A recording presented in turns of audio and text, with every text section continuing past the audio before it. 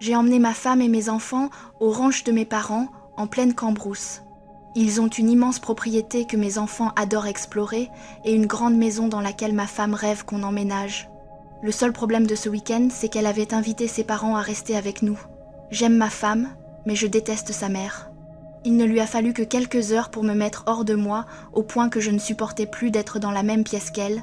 Impossible de dormir cette nuit-là. Je passais mon temps à l'insulter mentalement. Vers 4 heures du matin, j'ai décidé de partir chasser sur un coup de tête.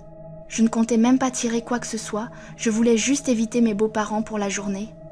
Je laisse toujours mon matériel chez mes parents, au cas où l'envie de chasser ou de camper me prendrait.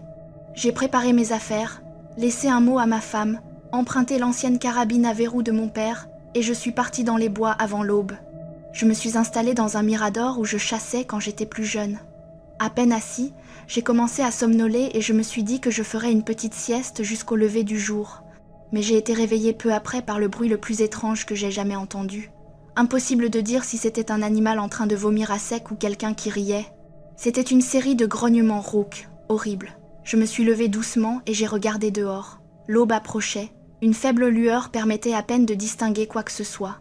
À travers ma lunette, j'ai aperçu quelque chose au loin, juste une fraction de seconde, avant que ça ne disparaisse derrière un arbre. J'en revenais pas, ça ressemblait à une personne. Je suis restée immobile à fixer l'arbre, attendant que quelque chose réapparaisse. Je ne voulais pas crier au cas où ce serait du gibier que je ne voudrais pas effrayer. Finalement, le jour s'est levé complètement et rien ne s'est passé. Je me suis dit que j'avais imaginé plus que ce que c'était réellement, sans doute un animal malade, et moi encore à moitié endormie. J'avais faim. Alors j'ai sorti mon petit réchaud de camping dans le mirador. Ce n'est pas très prudent, et l'odeur peut faire fuir les cerfs, mais je m'en fichais. J'avais pris du mélange de fruits secs, du chili que mon père avait préparé et du café instantané. J'ai commencé par faire chauffer de l'eau pour le café en grignotant le mélange. Le réchaud faisait peu de bruit, je pouvais toujours entendre ce qui se passait dehors. L'eau n'était même pas tiède quand j'ai entendu un mouvement proche et assez massif.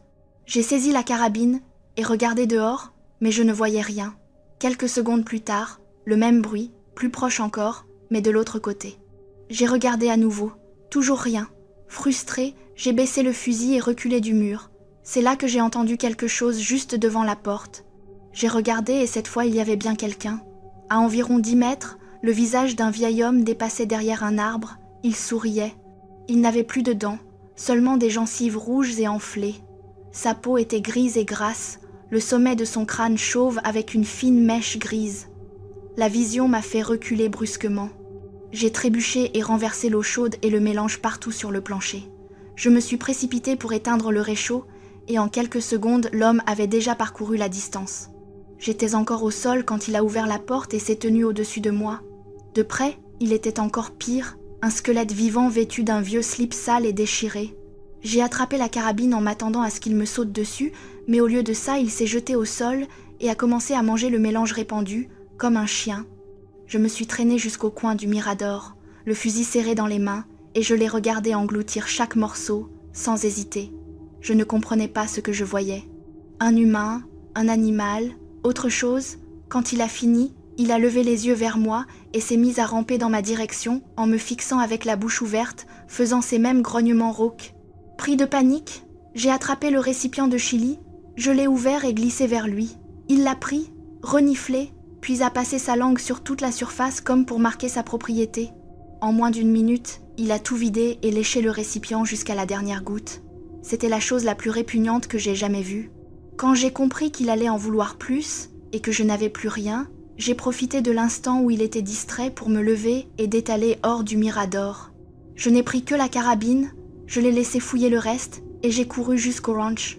Honnêtement, je préfère 1000 fois supporter ma belle-mère que découvrir jusqu'où ce type était prêt à aller. J'ai raconté l'histoire à ma famille et prévenu le shérif, mais tout le monde a rigolé. Les adjoints ont fouillé les environs sans rien trouver. À ce jour, je fais encore des cauchemars. Et si je n'avais pas eu de nourriture, est-ce que j'aurais été au menu ? Est-ce que cet homme vit toujours dans les bois autour du ranch de mes parents ? Une chose est sûre, je ne retournerai jamais vivre là-bas pour le découvrir.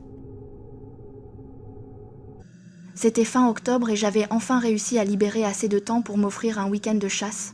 La chasse a toujours été un moyen pour moi de me vider la tête, d'échapper au stress du quotidien. J'ai loué une cabane en pleine forêt qui avait l'air parfaite sur les photos en ligne. La route pour y accéder était un étroit chemin de terre. Je suis arrivée juste au lever du soleil. L'air était frais et les bois étaient totalement silencieux, seulement troublés par le craquement de mes bottes pendant que je sortais mes affaires de la voiture, un peu trop silencieux. Pas d'oiseaux, pas d'écureuils, même pas le bruissement des feuilles. On aurait dit que la forêt était figée dans le temps. J'ai haussé les épaules et je suis entrée dans la cabane. C'était modeste, une seule pièce, une petite cuisine, un lit simple grinçant et une cheminée. L'endroit était plus sale et plus délabré que sur les photos, mais ça ferait l'affaire. J'ai déballé mes affaires, chargé ma carabine et je suis partie vers le nord à la recherche de traces de cerfs. Les heures ont passé sans que je ne voie le moindre signe de vie. J'avais déjà chassé dans cette région auparavant et elle regorgeait de faune. Là, il n'y avait rien, pas même un insecte. Ça me donnait la chair de poule, mais je ne voulais pas que mon week-end soit gâché. Au moment où le soleil commençait à se coucher et que j'envisageais de rentrer, j'ai entendu des bruits devant moi.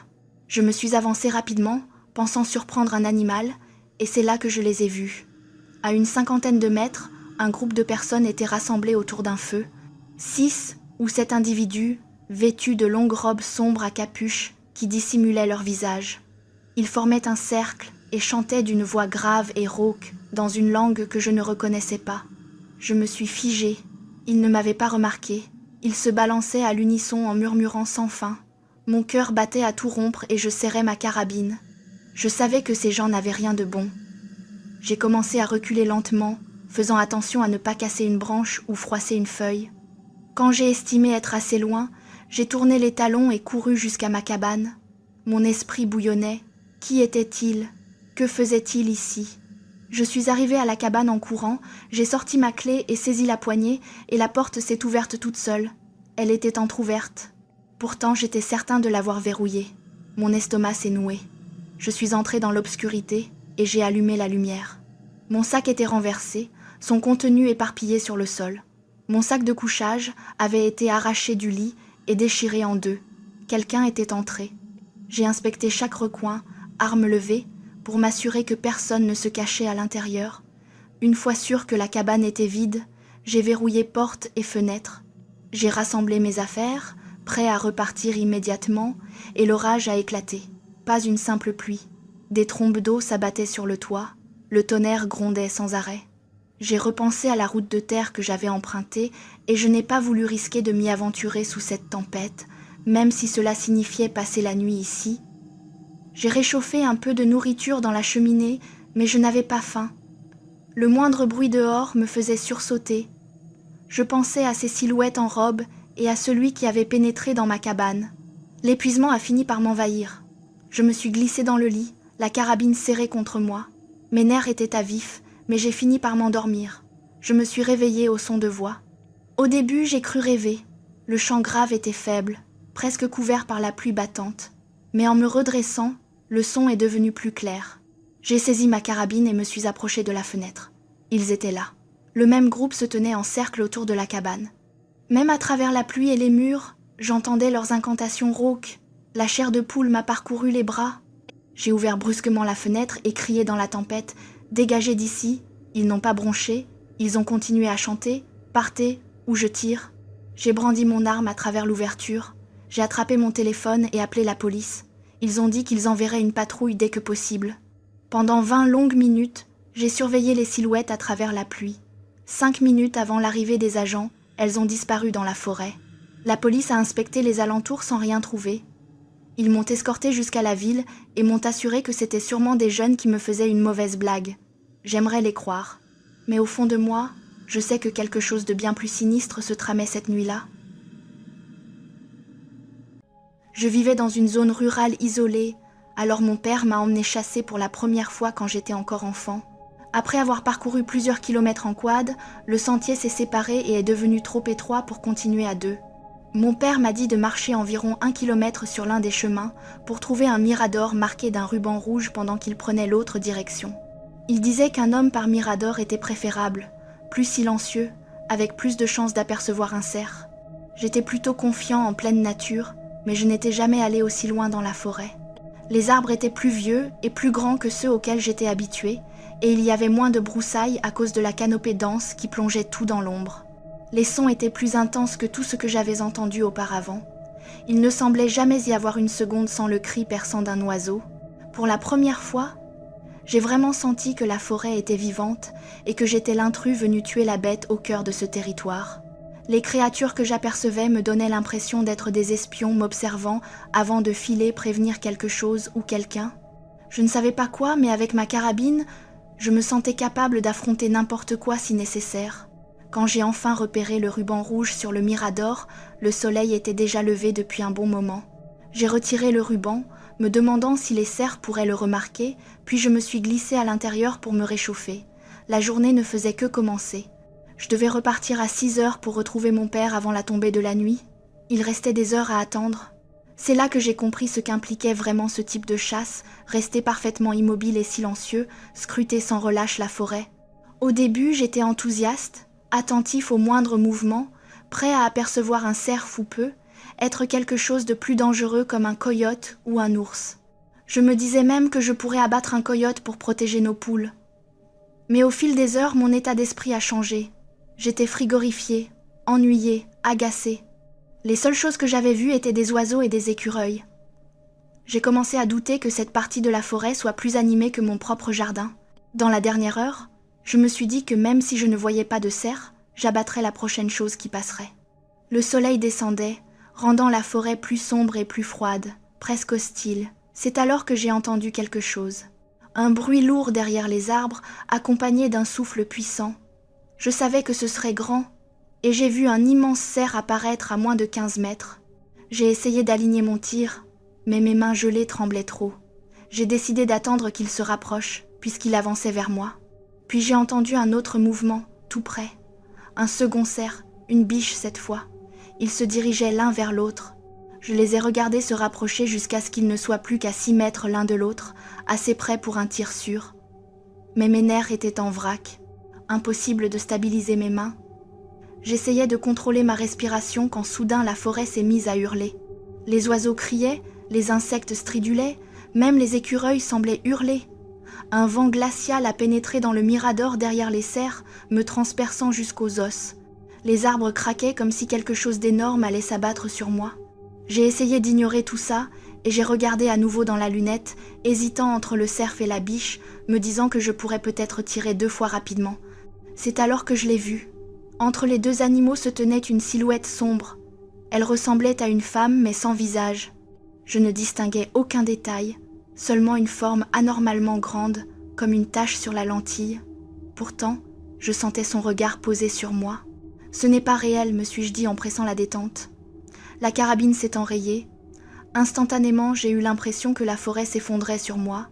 Les 2 cerfs ont tourné la tête dans ma direction, et la silhouette avançait, apportant avec elle le crépuscule et l'obscurité.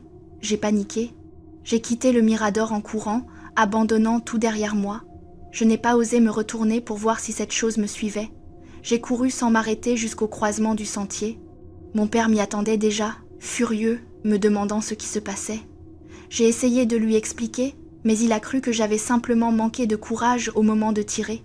Il m'a forcé à retourner avec lui chercher la carabine. Malheureusement, je n'avais pas remis le ruban rouge et nous n'avons jamais retrouvé le mirador avant la tombée de la nuit. Nous avons dû rentrer. Je n'ai plus jamais voulu chasser, au grand désespoir de mon père. Il est retourné plusieurs fois chercher le mirador et la carabine pendant toute la saison sans jamais les retrouver. Il m'en a toujours voulu. Il ne comprendra jamais ce que j'ai vu ce jour-là. Il y avait quelque chose dans cette forêt qui ne voulait pas que je tue ces cerfs. Je ne sais pas ce qui se serait passé si la carabine ne s'était pas enrayée. J'espère seulement que mon père ne croisera jamais cette chose. C'était en 2019. Mon ami Jackson et moi avions pour hobby d'explorer des endroits abandonnés. On était un peu des explorateurs urbains, même si on évitait tout ce qui était vraiment illégal ou trop risqué. En général, ça voulait dire chercher des lieux plus éloignés de la ville, dans des zones isolées. Pour cette sortie-là, on était tombé sur une discussion Reddit parlant d'une ancienne tour de guet contre les incendies, publiée dans une communauté dédiée aux lieux abandonnés de notre État.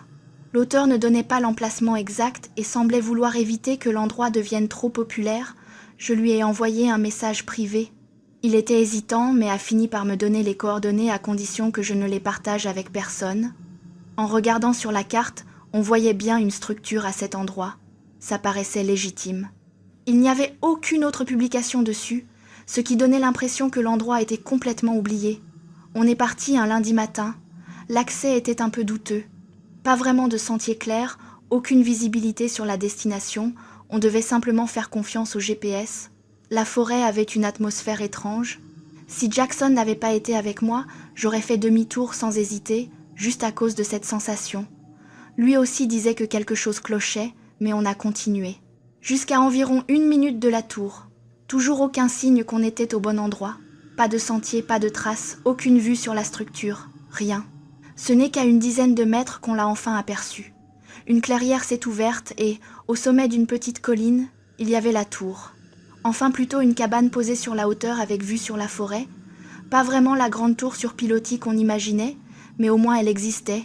On a fait le tour. Le bois extérieur était gris et éclaté. Les fenêtres étaient brisées ou couvertes d'une couche de crasse si épaisse qu'on aurait dit de la peinture. Une partie du toit s'était affaissée et toute la structure semblait légèrement penchée, comme si elle avait bougé sur ses fondations. Jackson était enthousiaste. Moi je gardais ce malaise persistant de la forêt, mais je n'ai rien dit. Il a frappé à la porte, puis l'a ouverte. L'intérieur était sombre. Malgré les fenêtres tout autour, presque aucune lumière ne passait à cause de la saleté. Il y avait des outils rouillés au sol, une lanterne cassée, de vieilles canettes de bière qui semblaient dater de plusieurs décennies. Mais un détail détonnait, une feuille de papier scotchée au mur du fond, propre et récente. 3 mots étaient écrits dessus, « Espérons que vous soyez heureux ». J'ai montré le papier à Jackson. On était confus. On a supposé que c'était le type de Reddit qui nous faisait une blague. Un message étrange pour nous faire peur. C'était quand même bizarre. Le soleil se couchait, alors j'ai refermé la porte et on s'est installé pour la nuit. J'ai sorti le réchaud pour faire bouillir de l'eau et préparer des nouilles instantanées. L'ambiance était étrange. On ne parlait presque pas. On a mangé en silence, écoutant le vent faire craquer les murs de la cabane. Aucun de nous ne lançait de conversation, ce qui était inhabituel. Il y avait comme un poids dans l'air. On s'est finalement glissé dans nos sacs de couchage et on s'est endormi. Je me suis réveillée en pleine nuit dans l'obscurité totale. J'entendais les légers craquements du bois, mais quelque chose clochait. Je me suis retournée. Le sac de couchage de Jackson était vide. Je me suis redressée d'un coup. Jackson, silence. Puis un bruit sourd contre le bois, encore, lent au-dessus de moi, sur le toit. Des pas lents et feutrés se déplaçaient au-dessus de nos têtes. Puis la porte s'est ouverte brusquement et Jackson est entré, me faisant presque hurler. Il avait juste été uriné dehors. Je lui ai demandé s'il avait vu quelque chose sur le toit. Il m'a regardé comme si j'étais fou. Je suis sortie vérifier. Rien. On s'est recouché. Le lendemain, le malaise persistait. Tout semblait trop calme. On a exploré les environs, mais il n'y avait rien d'autre que des arbres à perte de vue. Au coucher du soleil, on est revenu à la cabane. Jackson s'apprêtait à fermer la porte quand il s'est figé. Il fixait quelque chose. À une 40aine de mètres, à la limite entre la clairière et la forêt, se tenait un homme. Cheveux en bataille, barbe négligée, chemise en flanelle grise, un fusil en bandoulière. Un chasseur, peut-être, mais son regard était vide, mort. « On peut vous aider », ai-je lancé. Il nous a fixé quelques secondes, puis s'est tourné et a disparu dans les bois. On est resté à l'intérieur. On parlait de partir le lendemain et de ne jamais recommander cet endroit à qui que ce soit. Puis une ombre a glissé sur le visage de Jackson. Je me suis retournée vers la fenêtre. À travers la crasse, j'ai distingué une silhouette longeant le mur extérieur. Elle s'est déplacée jusqu'à la porte. Mon cœur battait à tout rompre. 3 coups légers ont retenti. Jackson a verrouillé immédiatement. 3 coups plus forts ont suivi, faisant trembler la porte. On est resté figé. Plus aucun bruit après ça. Pas de pas, pas de voix. On ne sait pas combien de temps on a attendu. Finalement, Jackson a rouvert la porte. Il n'y avait personne. On est resté éveillé toute la nuit. À l'aube, on est parti s'entraîner. Le retour à travers la forêt était encore plus oppressant, comme si quelque chose nous observait. Une fois sorti, j'ai vérifié Reddit pour recontacter l'auteur et lui demander s'il avait vécu des choses étranges là-bas. La publication avait été supprimée. Le compte aussi. Je pense qu'il avait vécu la même chose que nous. Et que le message « Espérons que vous soyez heureux » n'était pas une blague. Jackson et moi explorons encore aujourd'hui des lieux abandonnés. On a vécu d'autres expériences bizarres, mais aucune comme celle-là. On est toujours profondément troublé par ces 2 nuits passées dans cette cabane, sans comprendre ce qui nous observait là-bas. Je suis retournée dans ma ville natale pour les fêtes du Nouvel An, afin de voir mes 2 frères et quelques bons amis. Pour être honnête, je n'ai jamais aimé cette ville. Je suis partie dès que j'en ai eu la possibilité. C'était une toute petite ville isolée, sans aucune grande ville ni même de village voisin à des kilomètres à la ronde. Tout y était dépassé, délabré, et les seuls habitants étaient ceux qui y avaient toujours vécu.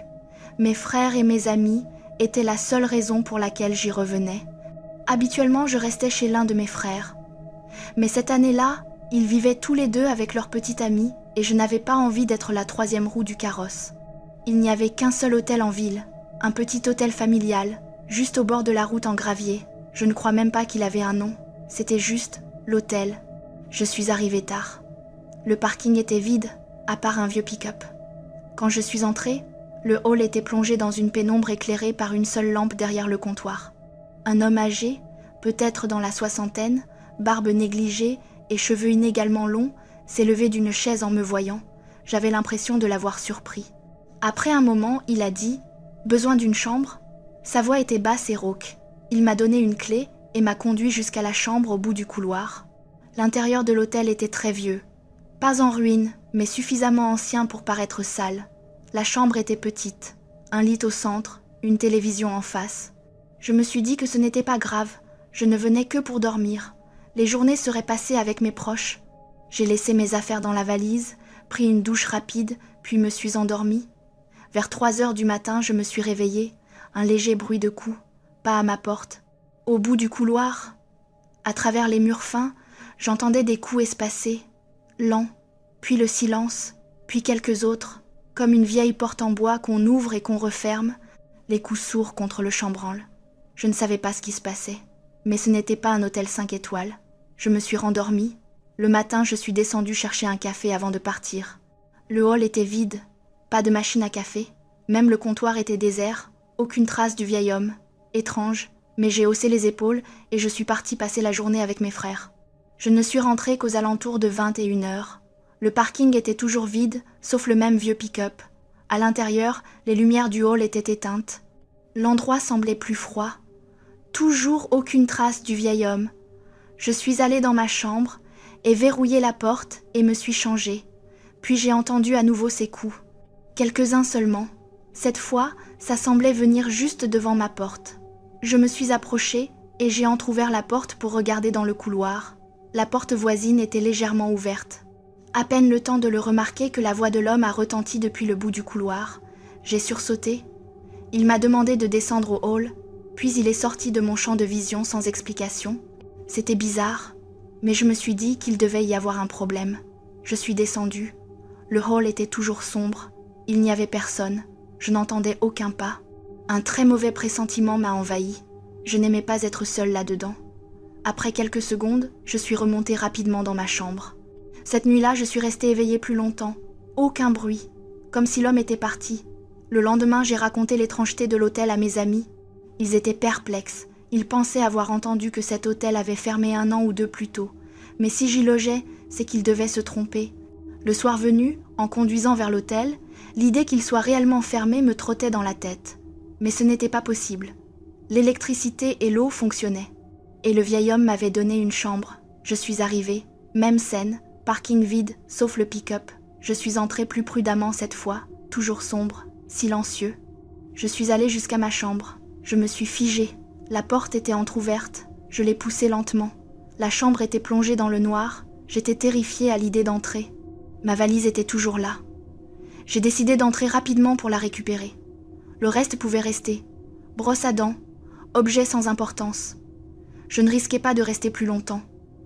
En ressortant, un instinct me criait de partir immédiatement. Je suis arrivée dans le hall sombre. Je me suis retournée. Je ne sais pas pourquoi. Peut-être un bruit, peut-être une intuition. Mais quand je me suis retournée, mon corps est devenu engourdi. Le vieil homme se tenait dans l'encadrement de ma chambre. Il me fixait. Je me suis mise à courir. J'ai démarré ma voiture et suis allée chez mon frère. Il m'a dit d'appeler la police. Même si ce n'était qu'un employé fouillant ma chambre, ça méritait d'être signalé. Mais ce qu'on a découvert était pire. Mes amis avaient raison. L'hôtel était vacant. Pas abandonné, toujours raccordé à l'électricité, mais fermé. Les propriétaires étaient partis depuis longtemps. Quand la police a fouillé les lieux, il n'y avait aucune trace du vieil homme. Le pick-up avait disparu. Et j'ai senti qu'ils ne me croyaient pas. Comme si j'étais un fou qui avait squatté un hôtel abandonné et halluciné le reste. Ils ne l'ont pas dit clairement, mais je l'ai senti. Je suis restée chez mon frère les jours suivants. Puis j'ai quitté cette ville avec soulagement. C'est l'expérience la plus étrange, la plus déroutante et la plus effrayante que j'ai jamais vécue. Et le plus terrible, c'est d'y repenser, en réalisant où j'étais. Et à quel point j'ai peut-être frôlé le fait de ne jamais être revue si je n'avais pas compris à temps que quelque chose n'allait pas. J'ai pris quelques jours de vacances le Noël dernier pour aller voir ma famille. Le plan était de nous retrouver au chalet familial, à quelques heures au sud de la ville, à mi-chemin entre chez moi et le reste de ma famille. C'était un petit chalet de montagne que mes parents possédaient depuis des années, un endroit où nous nous retrouvions souvent pour des vacances ou des week-ends. Une petite maison en bois avec une cheminée et une vue sur la forêt. C'était toujours paisible. Et c'est exactement ce dont j'avais besoin. Ce n'était pas un grand rassemblement de Noël. Ma famille est petite.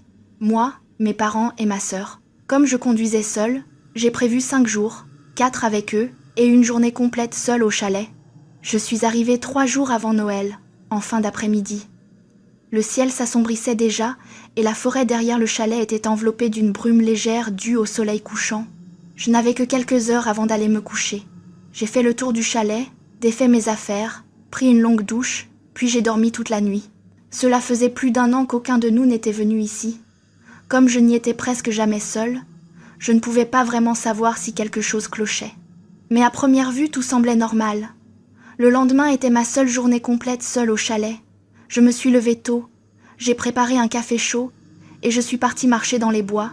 Un sentier rudimentaire serpentait à travers les arbres, formé par nos nombreuses promenades au fil des années. Une boucle d'environ 3 kilomètres. Il faisait froid ce matin-là. Une fine couche de neige recouvrait le sol. La forêt était silencieuse, juste le vent dans les arbres. Je n'avais parcouru qu'environ 1 kilomètre quand j'ai remarqué des traces étranges dans la neige, directement sur le sentier. Au début, j'ai pensé à un cerf ou à un autre animal. Mais plus loin, les empreintes étaient nettes, des chaussures, très distinctes et récentes. J'ai regardé autour de moi, personne ne devrait être ici, surtout si près de notre propriété. Les traces suivaient le sentier. Plus j'avançais, plus je me sentais mal à l'aise.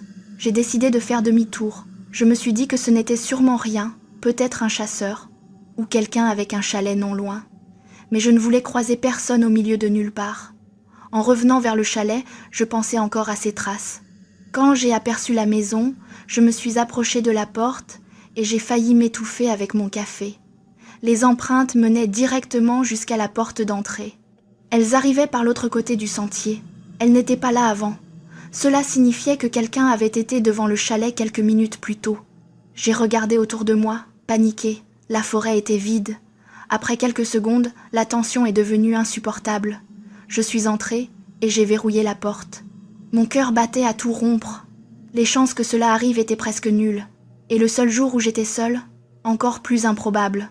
Et le pire, c'est que je n'avais pas verrouillé la porte en partant me promener. Pourquoi l'aurais-je fait ? Je me suis convaincue que j'exagérais.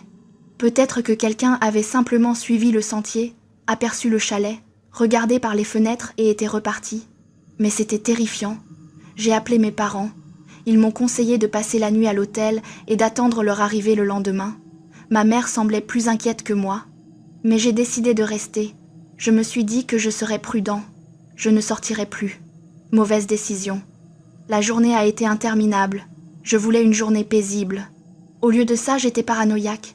Je suis restée près de la cheminée, buvant du café pour rester éveillée. Fermer les yeux ne me semblait pas sûr. Le soleil a fini par se coucher. Le calme de la forêt est devenu oppressant. La pièce n'était éclairée que par la lueur orangée du feu. Je pensais encore à ces traces, et soudain j'ai réalisé quelque chose. Je n'avais pas vérifié si les empreintes repartaient du chalet. Je me suis levée et j'ai entrouvert la porte. Il faisait noir. Silence total. J'ai regardé les empreintes figées dans la neige. Je cherchais celles qui s'éloignaient, je cherchais encore, mais il n'y en avait pas. Les traces allaient jusqu'à la porte, puis s'arrêtaient. C'est là que j'ai compris. La porte non verrouillée, Les traces qui ne repartaient pas. Je me suis lentement retournée vers l'intérieur. La lueur vacillante de la cheminée éclairait le chalet. Quelqu'un était à l'intérieur. Quelqu'un était là toute la journée. Presque au même moment, j'ai entendu un léger grincement dans le couloir. Je me suis penchée pour regarder. La porte de ma chambre était ouverte. Un homme se tenait dans le couloir. Il avançait lentement vers le salon. Quand il m'a vue, il s'est figé, puis il a foncé vers moi. J'ai arraché mes clés du mur et j'ai couru vers ma voiture. Je suis partie sans me retourner.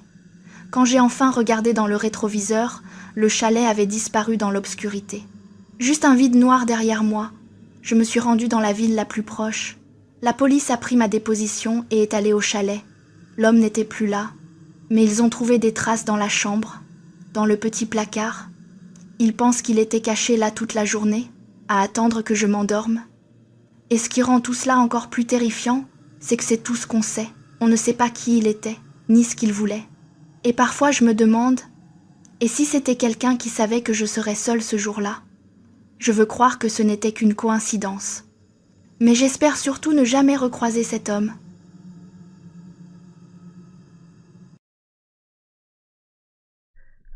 Firehorse. Yeah, it could be that the game devs don't have as much money as they are usually working with. But at the same time, I find that sometimes having restrictions with the money that you have can also generate fun and creative solutions and creative thought. So that doesn't mean anything. Like, I don't know. I feel like that's such a pointless thing to worry about at the moment because, again, it feels like, what does that even mean? You know? It means that by that thought, you're almost telling me that no indie game can ever be good. By that thought, you're telling me that